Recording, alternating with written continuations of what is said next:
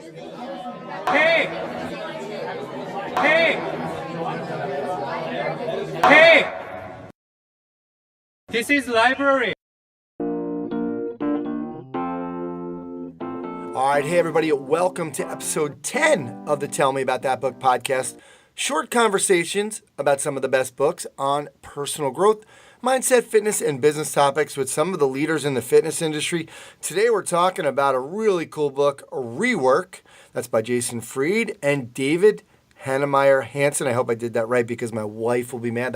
Pretty sure he's Danish. Any money made with the sponsorships and affiliate links to this podcast go directly to Inner City Weightlifting. You can find out more at tellmeaboutthatbook.com or just go to continuefit.com. It's going to take you to the same place. That's where I keep all of my podcasts and shows and resources. All right, for today's show, I have on Elsbeth Vaino, owner and head trainer at Custom Strength in Ottawa, where she works primarily with master's age athletes wishing to return to sports post-injury. She's spoken at fitness events across North America. She enjoys writing training articles for a variety of online publications. She's been a tremendous contributor to mine and Coach Boyle's site, strengthcoach.com. So, E, thanks for coming on. My pleasure. Thanks for having me. All right. Great book. I'm glad you picked this one. We were talking about this a couple of months ago when I had asked you to kind of come on the show and be part of the rotation. First of all, Rework, did you read it or listen? I read it. Oh, you did? Yeah, I read it. I actually, my commute to work is like a 5-minute walk. So okay. I don't really spend a lot of time in the car and thus don't have a lot of time for listening to books. So for me, it was a read and it was a great read. And I just should point out, too, the reason, by the way, this book came to my attention was I had read a list of Mark Cuban's favorite books. Okay. Or favorite business books. And he listed this one, I think it might have been at the top. And he basically said he would invest in a business where the entrepreneurs had read this book before he would invest in a business where the entrepreneurs had MBAs. Wow. Yeah, so that's a pretty high praise for a book. So that made me instantly want to go and buy it. Yeah, well, this is kind of, a quote-unquote rebellious book, right? They're talking about some things that people, like, you don't have to listen to what the rest of the world is telling you to do. And I like that. So why don't you give us a summary of the book? Yeah, and I was going to say, in fact, one of the things they say is ignore the real world, just to your point. But basically about the book, it's hard to say any one thing. It's written by these two guys who have this company called, now I can't remember the company's called, but 37 Signals. Oh, Basecamp is one of their products. Yeah. That's right. And it was interesting. As soon as I flipped it open and I realized I had actually investigated using Basecamp for a previous business, and then I didn't. So it was neat, though, to open up the jacket and say, oh, I know these guys' business. And that's sort of to the point of one of the things I like about it is that these are people that actually have been successful in business. You know what? I've heard of their product. I almost used it. But essentially, a summary of the book, it's hard to say it in terms of, it's not like it's one little thing. It's more like a collection of their insights and ideas on, what works in business and what works for them. And sometimes, as you say, it's rebellious. So they might have thoughts that are counter to what you've typically heard. And then the nice thing is for each one of the points that they bring out, they tend to reinforce it with some of their own experience from their business, as well as examples from other businesses that have either succeeded or failed. Yeah, and you brought that up about you using their product, and I love that. Like the one thing, and we're going to get into some of your takeaways of the book, but scratching your own itch.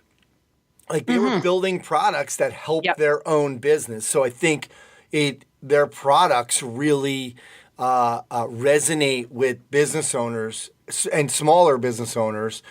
Just so everybody knows, they have employees. They're not a huge company, but they're extremely profitable, and they have employees in 8 cities. So people always said you can't do that, and there's and across 2 continents, right? Yes, they're in 2 continents, exactly. Yeah. So you were saying ignoring the real world. You can't do that in the real world. Well, exactly right, and it's interesting the point you make, the scratch your own itch, which is one of the insights in their book, which basically means instead of figuring out what other people want, figure out what you want and then solve that, and then it's much easier to figure out how to solve it when it's a problem you actually have. And what I find particularly interesting, I'm sure you've heard of examine.com. Yep. Yeah. So, and probably all of us have, it's an amazing resource for supplements. So Saul Orwell, who started it, he actually started it because it was something that he wanted, right? He realized there wasn't a great resource out there about supplements. So he decided to create one.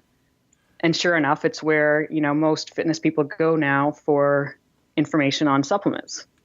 Yeah. So just another example of that. Yeah, you're right. And they do a great job of kind of just trying to really present all the information because it was so confusing. That's what he was saying. There's so much confusing information. And yeah, we as fitness professionals, that's exactly what we feel. There's that frustration of, there's too much information here. Yeah, but that product, examine.com, was born of him scratching his own itch. Very cool. Well, give us some takeaways from the book that you feel like you really maybe have used in your business as well. Yeah, and I think when I tell you these takeaways, you'll see that it's a little bit, it tells you a little bit about where I'm at and, about my personality. And I think that's one of the neat things about this book is that there's so many things in it that you'll find something that speaks to you in a way that you're like, oh yeah, I should try that. And then other things you'll find that just kind of reaffirm what you already knew or what you're already doing, which is also nice. And for me, one of the ones that I loved, it says basically send people home at 5 is the sort of topic of this one. And then quote, when people have something to do at home, they get down to business. And this is something that I think is, again, a little bit rebellious because we always hear how if you want to make it in fitness, you have to, in your own business, you have to get up and start working at 5 and you have to be there till 9 and you have to do this grind, day in, day out for God knows how many years. And then eventually you might be successful. And this advice, basically what they're saying is, no, don't do that. Work less and then you're going to get more done. Be more focused. And for me, that was a big change that I made in my personal business a couple of years ago, and it's been incredibly successful for me. Yeah, it's funny. I just got back from Nashville with my coach, Michael Hyatt, and he actually gave us a book called The 12-Week Year. And it's getting more done in 12 weeks than others do in 12 months. And it's basically taken the 12 weeks. And as fitness professionals, we can really understand this too. They use the periodization model. So instead of everything is based off of 3 months, and they're not calling them quarters. So your whole 12-week program, that's it. That's your world. You pick 3 goals and then you get a deload week, right? Because if you think about it, there's 48 weeks in a year, and then so there's 4 weeks left over. So you go 12 weeks. That's where your goals are hit, and then you get a deload week, and you celebrate that week. But one of the things is that they feel like exactly what you're saying. When you have kind of this deadline, when you have these goals and these, that's why fourth quarters are always so great for so many people because everyone's like, oh my God, that imaginary deadline of December 31st, right? Is that they start doing stuff. And it's a similar thing that they were talking about as well. Like you just said, going home at 5, same idea. Yeah, exactly. Yeah. Just get more done in less time, frankly. Absolutely. What else? What do you got? One that was a big one for me, don't confuse enthusiasm with priority. And this one is a killer for me. So basically the concept, you get this new idea, it's amazing. You're like, oh my God, I got to do this right away. You drop everything, you start working on it. But the reality is that it might actually not be that great of an idea. It may lead to nothing. And what you could end up doing is spending all sorts of time working on this thing and then realizing that you're not going to do anything with it. And I can't tell you the number of times I've done that. And I mean, it's fun, I guess. But what makes more sense and what they recommend is when you get this great new idea, write it down and then park it for a few days and then go back to it. And if at that point you still think it's a great idea, then either do it or ideally, scheduling it in because, to your point, work on just something for 3 months or for whatever the period of time. But yeah, for me, that was a big one. And that's one that I would say I don't do well and I need to start doing well is the confusing enthusiasm with priorities. Yeah. And I think that when you were talking about being a curator was a similar idea, right? Like kind of, right. You can't take every idea and not everything is this, is going to make it or, you have to pick and choose some of the things. Yep. Yeah, absolutely. What else on that you took away? Another one to take away for me is sometimes you need to go ahead with a decision, even if it's unpopular at first. And that one, I think we can get into the habit of, we make a decision, we start to do something, we take our business down or our training down a certain direction, and then somebody gives us feedback that maybe suggests we should change. And so we change instead of recognizing that, you know what, we're going to make these decisions and some people aren't going to like them. And that's okay. Instead of changing the direction of where we're going every time someone, gives us an idea. Yeah, we got to stay away from the shiny objects, right?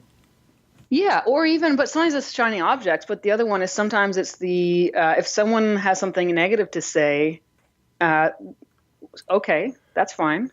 You're never going to please everybody, right? Like so that, in fact, yeah. I actually, I had a client this morning just send an email saying that she wants to cancel her training or stop her training because the format of what I do doesn't work for her. And like, I can almost feel I'm like, okay, well, I wonder what she wants and maybe I can do that. And then it's like, no, that's ridiculous. Like the format works really well for a lot of people and for me. So it doesn't work for her. Okay. That's fine. That's interesting because I think a lot of times we change things, we take things personal, but we really don't understand, well, what about the rest of the people? Wait a minute. If, like you just said, I mean, it's working for many other people. 80 clients. Yeah. I have 80 clients on a regular basis and, 79 of them. So I guess now I have 79. So 78 of them are, or 79 of them are good with it. Am I really going to change for one person? No. So true. But it's so tempting to, right? Because we want to please everybody. But the reality is, no, we're not going to please everybody. Yeah, and I think a good segue to that one is, and staying with this idea about kind of changing and ideas, and was this idea about he had less mass too, like staying lean and staying flexible. Yeah. And you and I were talking earlier just about this idea of, just because you're growing, right? Doesn't mean just because you're not growing doesn't mean you're not thriving, right? I mean, bingo. Yeah. You don't always. Yeah, and to that point, and I have actually a quote here from their book that I just want to share. It's on that topic that they say, why grow? And the quote is this: do we look at Harvard or Oxford and say, if they'd only expand and branch out and hire thousands more professors and go global and open other campuses all over the world, then they'd be great schools? Of course not. That's how we measure the value of these institutions. So why is it that we measure businesses, right? Why do we look at institutions like a school and say it's great because of its greatness, but a business can only be great because of its size? It's so true. And I loved when that analogy really helped, like, kind of solidify that idea. Because for me, when I think you and I were talking earlier again about, with 5 Iron Fitness, I didn't have this crazy, oh my God, there's so many people, it's so crazy in there. I kind of ended up having a filter because I didn't, I loved my guys and I loved that lifestyle. It was almost like my little man cave down there, where right. I would just, I had a putting green. I'd play hockey down there. I would, do all kinds of stuff on my own when people weren't around. And it was my gym. But I think, you start to think, like, when you go to these conferences or whatever, and you hear what everybody else is doing, and you start to think, oh, wait, is this supposed to be more? Am I supposed to get bigger? Am I supposed to grow? And it's not always the answer. It's about you. Absolutely, yeah. Does it fit with your lifestyle, or does it improve your lifestyle? Or is it what you want, right? I mean, because sure, if you want to grow, great, do it. If you're not making enough money, or if you want to be making more money for whatever reasons, then probably you do need to grow. But if you've created a nice life for yourself with your business and you enjoy your business and you're providing a service to people that makes them better, how can you call that anything other than success? Absolutely. And I think along those same lines, and I was talking to Brian Sipitz about this, we were talking about the book Legacy last episode, and about this idea of making a dent in the universe. And I think with fitness professionals, sometimes we think, I know I've gone through this up and down with this at times. Was, well, am I really making a dent in the universe? Am I really helping, the world. And I think we are, like, and Brian brought up the story of the bricklayers, and they asked the one bricklayer who was all sad, well, what are you doing? Well, I'm just laying bricks. And then the guy that was happy and whistling, and while he was laying the bricks, they were, what are you doing? And he said, I'm building a temple, right? And it's just kind of how we look at it. And we have to understand that we are making a dent in the universe, 79 people at a time, right? Yep. Yeah, absolutely. And then, and I mean, we have to get perspective too, right? How much of a dent? The reality is some people in this world leave a bigger, take a bigger dent than others. Sure. And that's reality. And that's, we need to sort out our own ambition, I guess, right? And if you have a higher ambition, then you need to be, maybe you need to build more temples or or whatever. Yeah, exactly. But yeah, there's so many of these things, and I think what's interesting about this book is if you own a business now, or it's just as good if you're thinking about opening a business. And what was the quote by Mark Cuban that you said that what was it that he would? Yeah, that he would invest in a company where the entrepreneurs had read this book before he would invest in a company where the entrepreneurs had MBAs. Yeah. Just kind of getting these things early on, like even something that I was thinking about, everybody wants to have a mission statement, and they were like, listen, you know what? You don't need a mission statement, just start going. And and if you're going to have a mission statement, like, make it actually your mission, not something you make up to sound good. Yeah. They use the example in the book of like going to the rental car place with the dirty carpet, and everybody's miserable, and then there's a sign, the mission statement's on the thing, and it's like does not match your experience to well, and yeah, totally. Well, and it was funny. So when I used to work at Lockheed Martin way back when I had my engineering career. And I spent a year working for the president of Lockheed Martin Canada.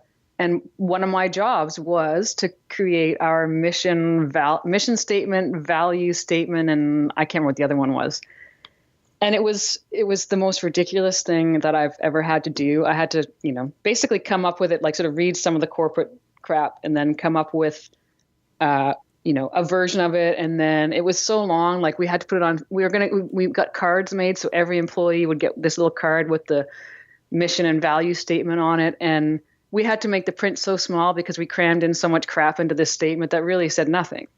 And so, yeah, not really a way to effectively run a business. Yeah, it's so true. But there are so many gems in here for our industry. Before we leave, though, I know some of these things reaffirmed the way you're doing, but are there some things have you changed the way you were doing things? There's two things in it that are speaking to me right now that I need to change. And one of them, they say, launch now. And basically what they're saying is, when you have a product, like when is your product or service finished? And that's a real challenge for me. And this one is really speaking to me. So I have, 2 books that I'm in the process of writing that are sort of similar, or I guess parallel, but different. And I've been working on them for, 3 years now, and still nowhere near ready to go because I'm like, I've just got to do this more. And this one, the realization that, or I can take this one and I can wrap it up now, and then I can add to it later. And that for me is something that I'm really trying to take in. So yeah, that one, the launch now is a change one. And then I guess similar to that is they have this one, they talk about emulating chefs. And they mention a series of, chefs that we know of on TV who have shared recipes and books. And basically they're saying, well, we have this thing where we won't share anything. We just got to keep our knowledge to ourselves because our competitors might steal it. But their point is that doesn't work that way, right? These chefs share their recipes and nobody is overtaking them. In fact, it's making them better and bigger. So this notion of, if I share everything I know, it's not going to make someone come in and just steal that and then, open a business next to mine. It's going to make me a better business, basically. Agreed. And you're sharing plenty of your recipes on strengthcoach.com. So you've been doing there that. I am, but I'm not in the outside of Strength Coach. I don't share. Okay. And that's something that I've got to change. All right. Well, also, there's another book you can read. It's a really short one. It's called Do the Work, Stephen Pressfield. It will kick you in your ass to get your books done. So. Okay. I will check that out as soon as we hang up here. Cool. E, thanks for doing this. Really appreciate having you on, and great book to choose. Pleasure. Always fun to chat with you. All right. Well, that's going to do it for episode 10 of the Tell Me About That Book podcast. Remember, go to tellmeaboutthatbook.com or continuefit.com. That's where I have everything.